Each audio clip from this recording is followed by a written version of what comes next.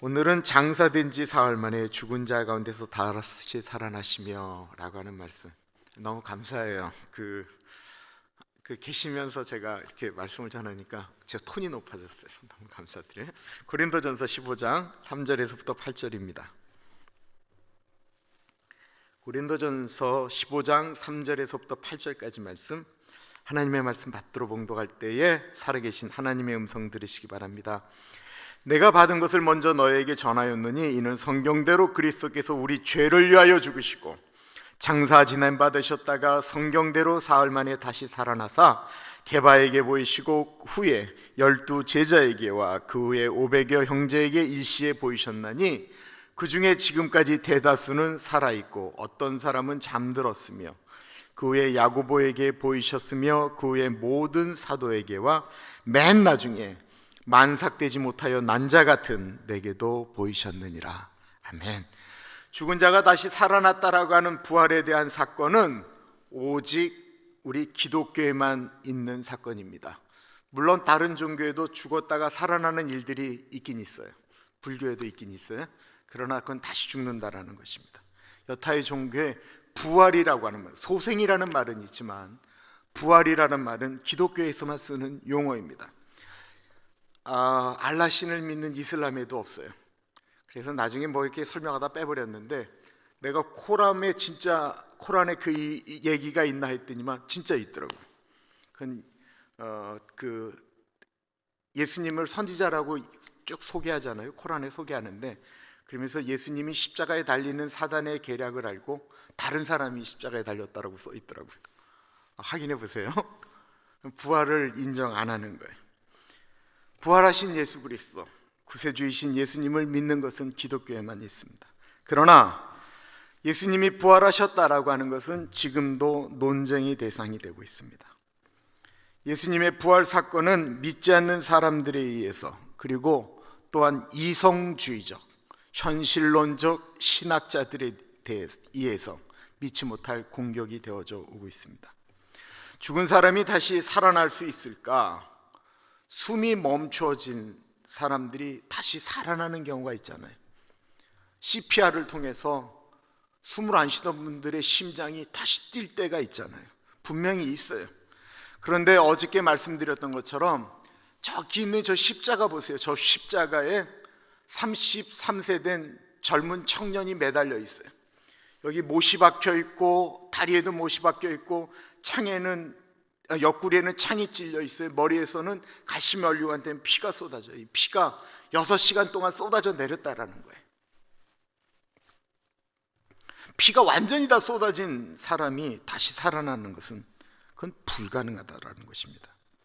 그래서 사도신경에 본디오 빌라도에게 고난을 받으사 십자가에 못 박혀 죽으시고 다시 살아났다라고 이야기하면 되는데, 장사된 지 사흘이라고 이야기하고 있어요. 장사됐다라고 하는 것은 우리가 장사 지냈다고 그러잖아요.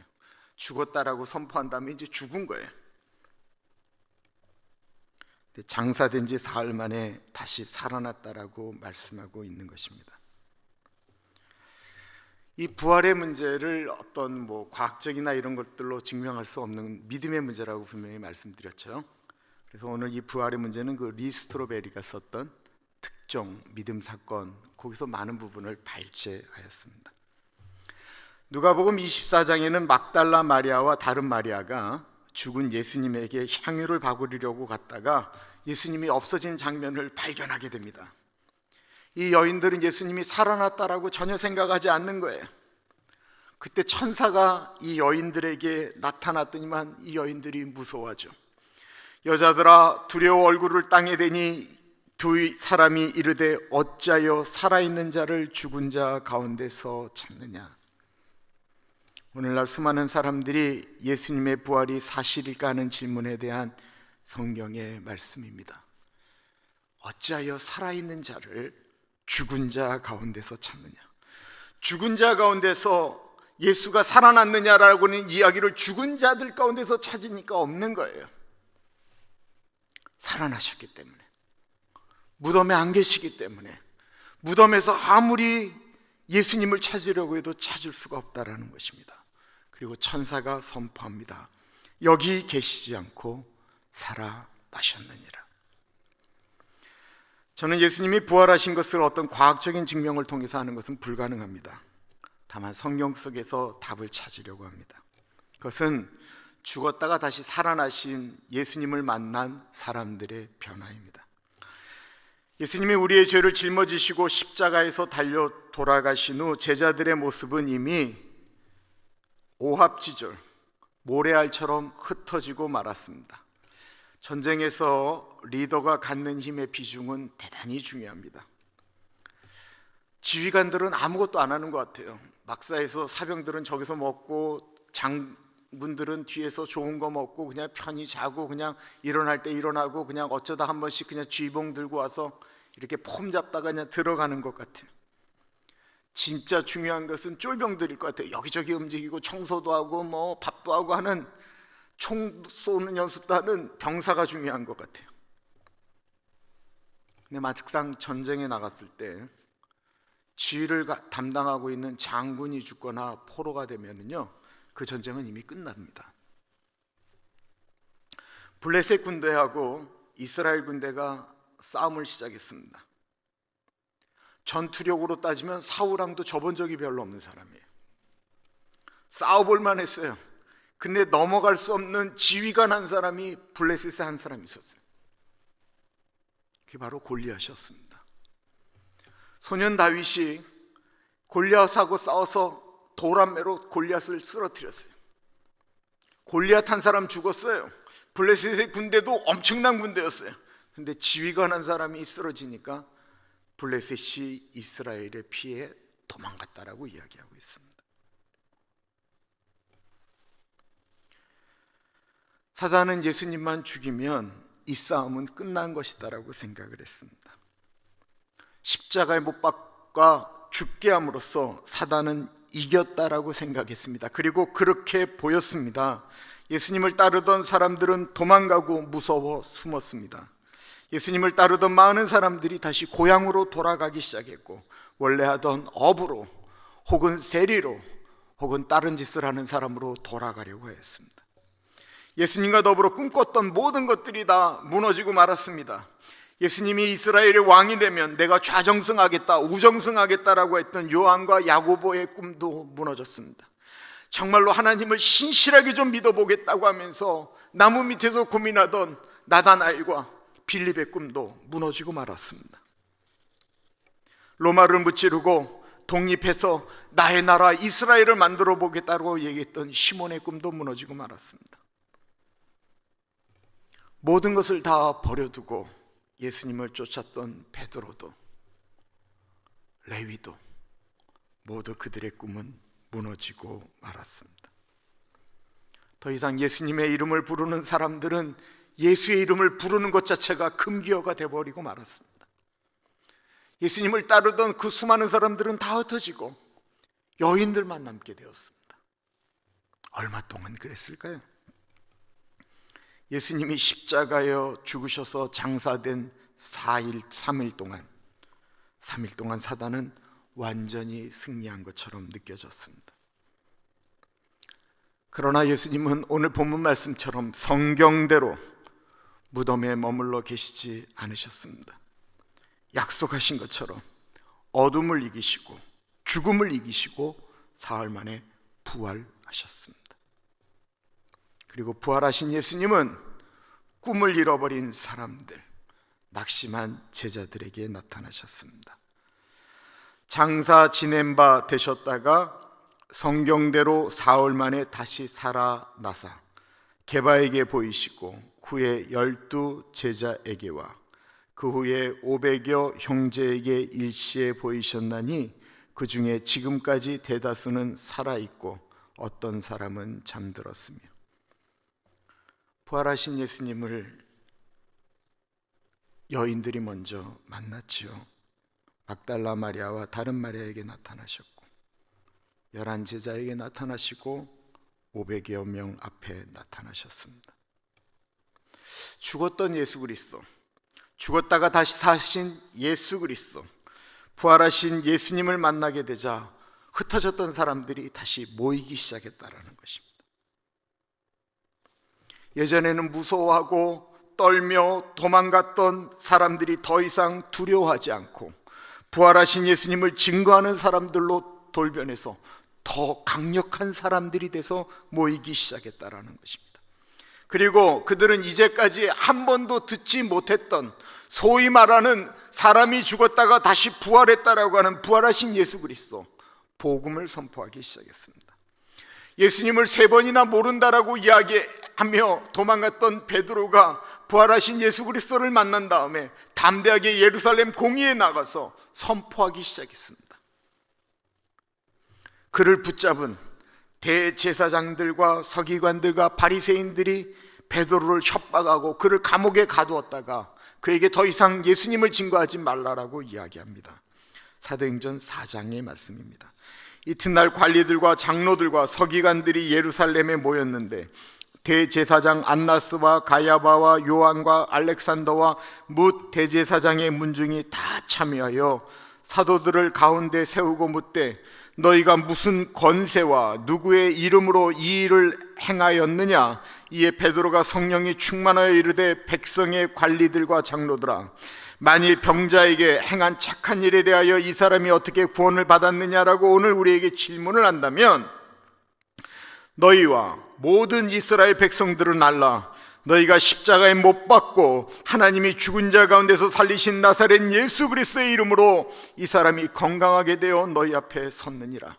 이 예수는 너희 건축자들의 버린 돌로서 집 모퉁이의 머릿돌이 되었느니라. 다른 이로서는 구원을 받을 수 없나니 천하 사람 중에 구원을 받을 만한 다른 이름을 우리에게 주신 일이 없음이라 하였더라.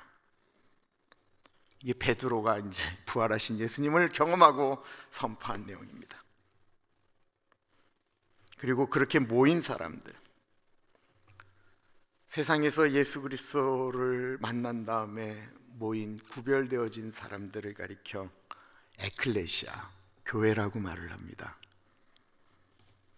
만약 많은 사람들이 주장했던 것처럼 예수님이 돌아가신 후에 제자들이 그 시체를 몰래 훔쳐서 예수님이 살아났다라고 거짓말을 한다고 한다면, 그 중에 만약에 한 사람이라도 돈 때문에 양심 선언을 했다고 한다면 교회는 존재할 수가 없다라는 것입니다. 더군다나 말이 안 되는 건 자신들이 훔쳐놓고 그 도를 전하다가 죽을 수 있느냐라는 것입니다. 우리가 다 아는 것처럼 베드로는 다시 무서워서 도망가다가 코바디스, 주여 어디로 가시나이까? 네가 내 십자가 거부하니까 내가 다시 십자가 지러 로마로 간다 라고 하자 베드로는 다시 로마로 가서 십자가에 거꾸로 매달려 죽었죠.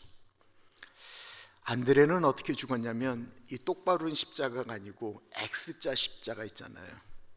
이거는 살을 찢는 거예요. 그냥 이렇게 된 십자가니까 그냥 견디지를 못하게 만들고 죽였습니다.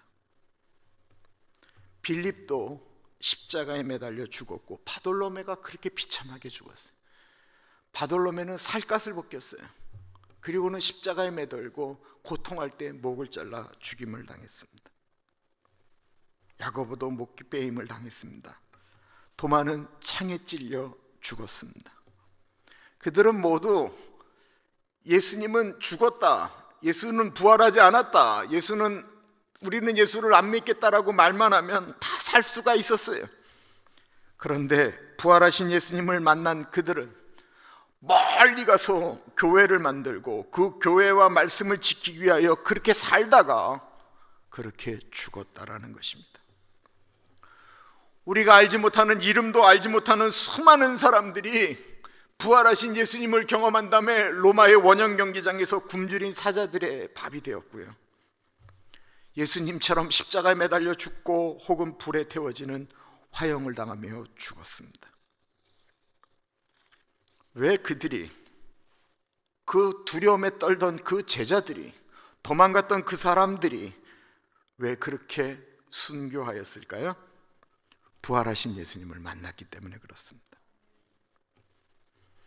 직접 예수님의 부활을 경험하지 못했지만 예수님을 만난 다음에 나는 부활하신 예수님을 만났다라고 고백한 사람이 있습니다. 그 사람이 바로 오늘 본문을 쓴 사도 바울입니다.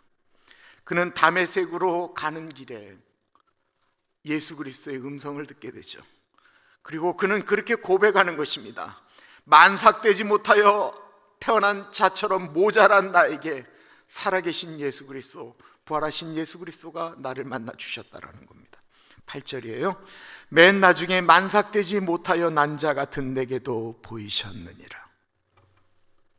왜 오늘날까지 교회가 존재할까요? 나이지리아에서 작년 한 해 동안 예수 믿다가 죽은 사람의 숫자가 8,700명입니다. 지금도 세계 곳곳에 예수를 믿다가 죽임을 당하는 사람들이 그렇게 많습니다. 그런데도 교회가 존재합니다. 그것은 부활하신 예수 그리스도를 만난 사람들이 모이기 때문에 그렇습니다.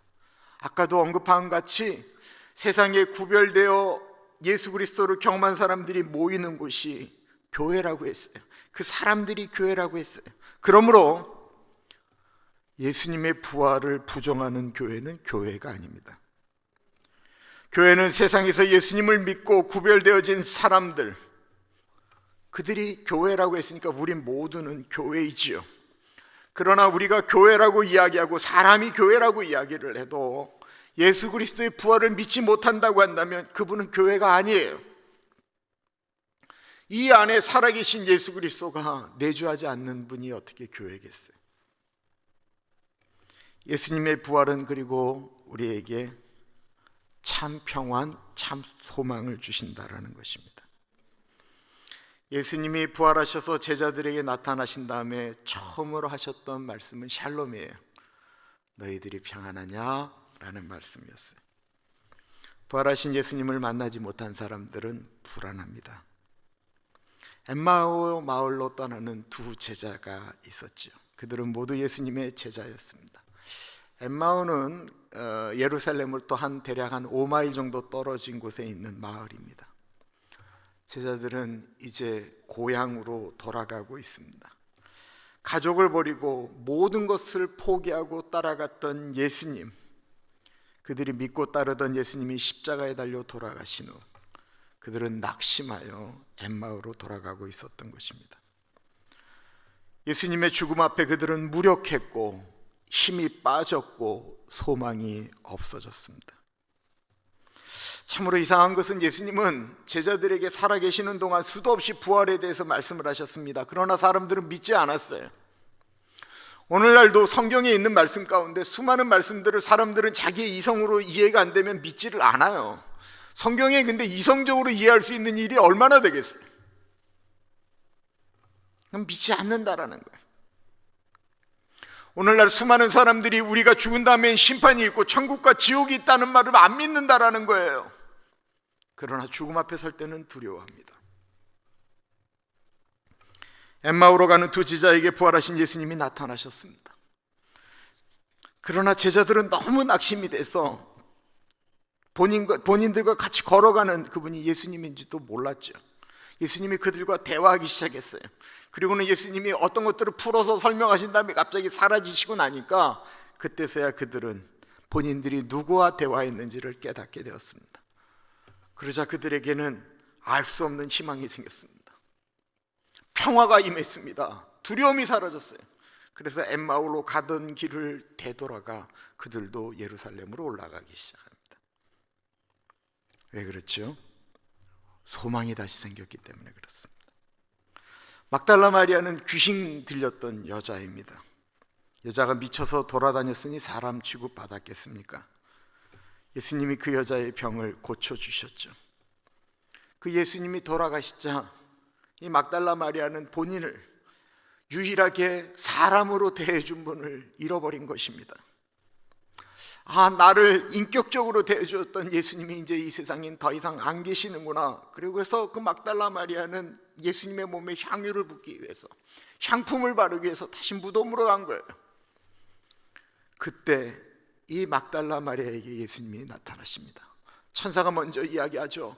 어찌하여 산자를 죽은 자 가운데서 사느냐, 여기 계시지 않고 말씀하신 대로 다시 살아나셨느니라.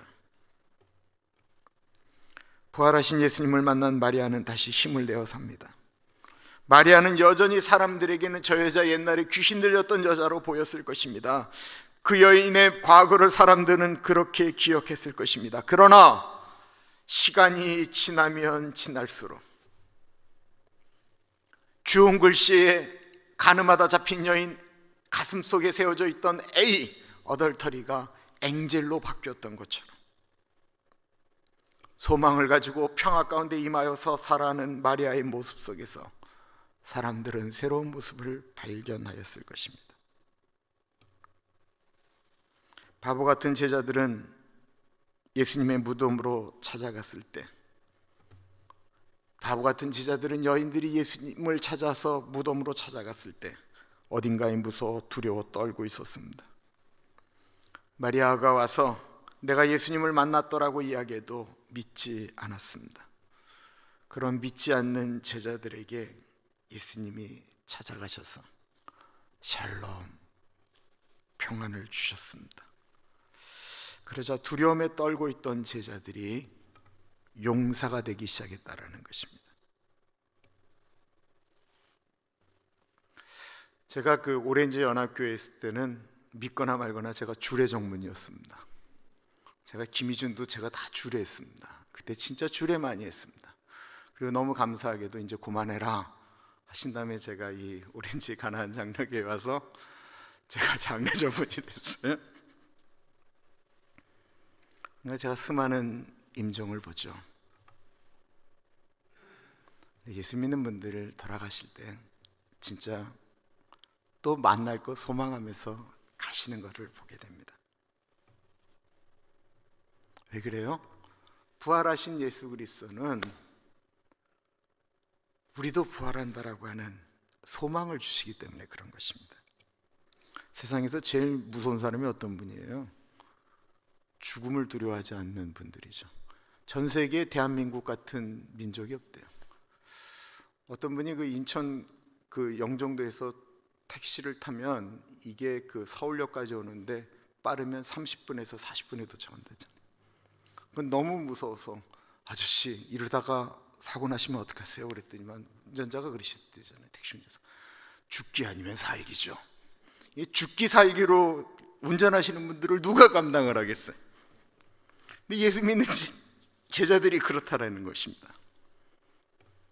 교도관이었던 그 박효진 장로님 간증 들어보신 적이 있으실 거예요. 이 박효진 장로님 특별히 그 사형수 담당 교도관이었죠. 어저께 말씀드렸던 그 이재명 집사님이 썼던 그 것에 나오는 내용들이었거든요. 그 지존파나 이것들. 근데 그분들을 이렇게 복음을 전한 분이 이 박효진 장로님이신데, 이 사형수들이 예수님을 믿으면 죽을 때 정말 모습이 정말 아름답대요. 그러면 예수 믿다 죽은 분들, 그들의 인생이 아름다운 건 아니에요. 죄를 졌기 때문에 이 땅에서 마땅히 벌을 받아야 됐어요. 근데 그분들이 이렇게 돌아가실 때는 예수 믿다가 죽는 분들은 거의 찬송을 부른대요. 하늘 가는 밝은 길이 내 앞에 있으니. 찬송하면서 마지막에 거의 또 대부분 교도관들에게 복음을 전하신대요. 그런데 예수 믿지 않는 분들의 죽음에 대해서 그분이 말씀을 하십니다. 교수대 앞에 서면 그 무서웠던 깡패들이나 이런 사람을 죽인 사람들이 다 오줌을 싼다라는 거예요. 삶의 미련을 버리지 못하고 그 짧은 순간 더 살고 싶어서 나 담배 한 대만 피고 죽으면 안 되겠냐고. 그리고 담배도 빨리 탈까 봐 천천히 수많은 시간을 보내면서 그러고 가다가 죽는다라는 거예요. 수많은 사람들이 다른 분들에게 좋은 말을 하기보다는 교도관들 저주하고 내가 죽어서라도 나를 고소한 그 인간들 가만두지 않겠노라고 저주를 퍼붓다가 몸부림치다가 죽는다라는 것입니다. 그러나 부활신앙을 가진 사람들은 다릅니다. 고린도전서 15장 20절에서부터 22절이에요. 그러나 이제 그리스도께서 죽은 자 가운데서 다시 살아나사 잠자는 자들의 첫 열매가 되셨도다. 사망이 한 사람으로 말미암았으니 죽은 자의 부활도 한 사람으로 말미암는도다. 아담 안에서 모든 사람이 죽은 것 같이 그리스도 안에서 모든 사람이 삶을 얻으리라. 첫 열매라고 하는 것이 무슨 얘기예요? 첫 번째 열매가 있으면 두 번째, 세 번째, 네 번째 수도 없는 열매가 이제부터 열린다라는 거예요. 부활에 대해서 말씀하고 있는 것입니다.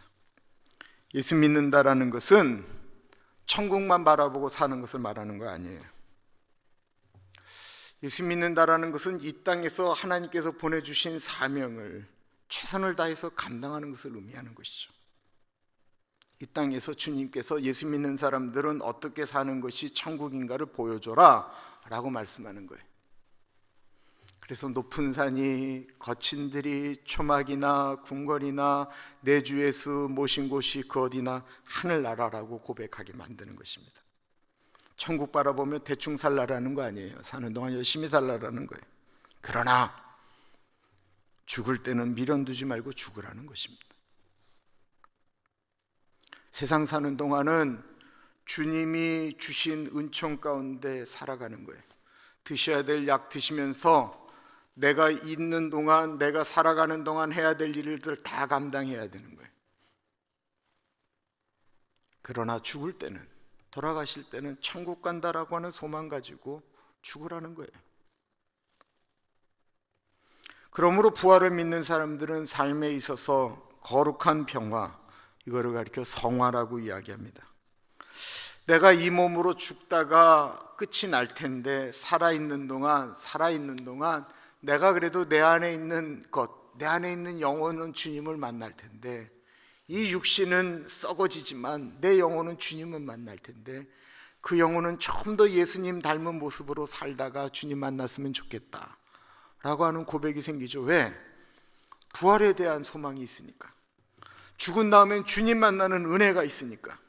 그래서 베드로전서 1장 3절과 4절은 이렇게 고백하고 있습니다. 우리 주 예수 그리스도의 아버지 하나님을 찬송하리로다. 그의 많으신 긍휼대로 예수 그리스도를 죽은 자 가운데서 부활하게 하심으로 말미암아 우리를 거듭나게 하사 산 소망이 있게 하시며 썩지 않고 더럽지 않고 쇠하지 아니하는 유업을 있게 하시나니 곧 너희를 위하여 하늘에 간직하신 것이라. 부활은 우리에게 살아있는 소망이 돼서 살아있는 동안 썩는 것, 더러운 것, 없어지는 것이 아닌 썩지 않고 더럽지 않고 쇠하지 않는 것을 갖는 소망을 갖는다라는 것입니다. 저 얼마 전에 어느 교인하고 이렇게 식사를 하는데 그분이 우리 교회 참 좋은 교회라는 거예요. 목사는요, 교회가 좋다라고 하면 기분이 좋아져요.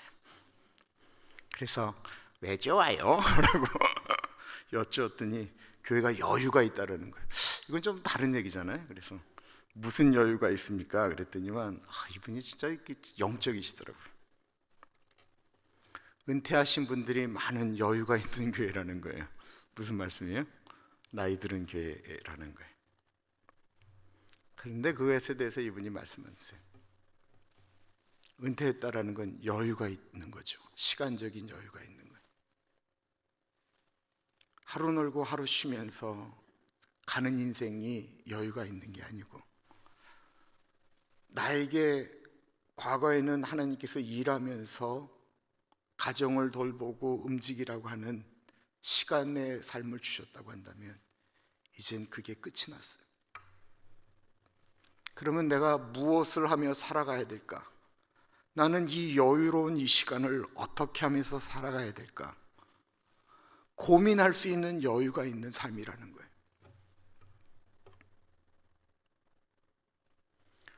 내가 은퇴한다면 몇 살까지 돈을 쓰면서 죽을 수가 있을까? 그거 계산을 아무리 해도 계산이 나오지 않아요. 내가 과거에는 어떻게 하면서 돈을 썼는데 앞으로는 어떻게 돈을 쓸까? 단순해지는 여유가 있다라는 거예요.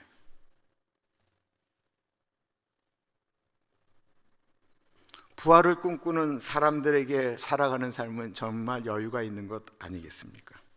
여유가 있죠. 뭐 일찍 죽으면 천국 빨리 가면 좋고, 더디 오라고 하면 여기서 할 일 더 많으니까 상급 쌌다 와라 라고 말씀하시니까 다 좋은 거예요. 하루하루를 어떻게 살까 두려워하는 것이 아니고 죽으면 천국에서 부활하는데 뭐 하면서 고백하는 배짱입니다.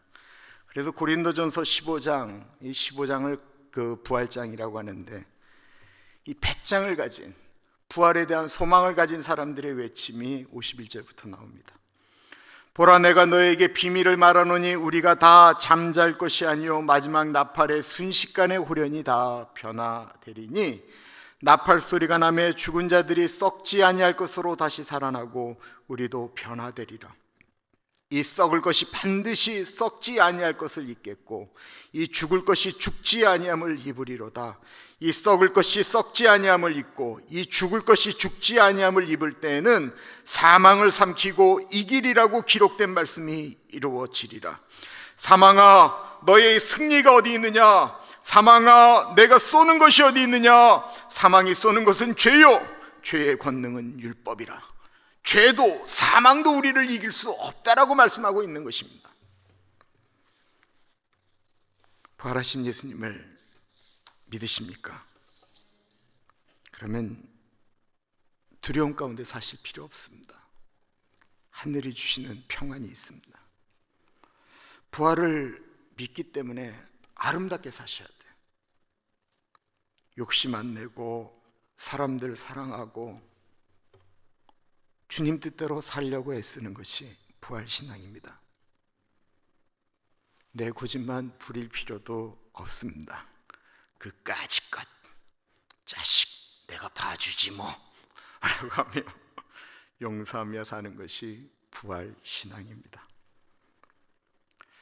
부활하신 예수님이 우리의 첫 열매가 되셔서 우리를 다음 열매로 이끌어 가실 것입니다. 우리 같이 기도하겠습니다. 부활하신 주님 믿고 살아가게 하여 주십시오. 부활 소망 가지고 살아가게 하옵소서. 우리 같이 기도하겠습니다. 존귀하신 하나님 아버지,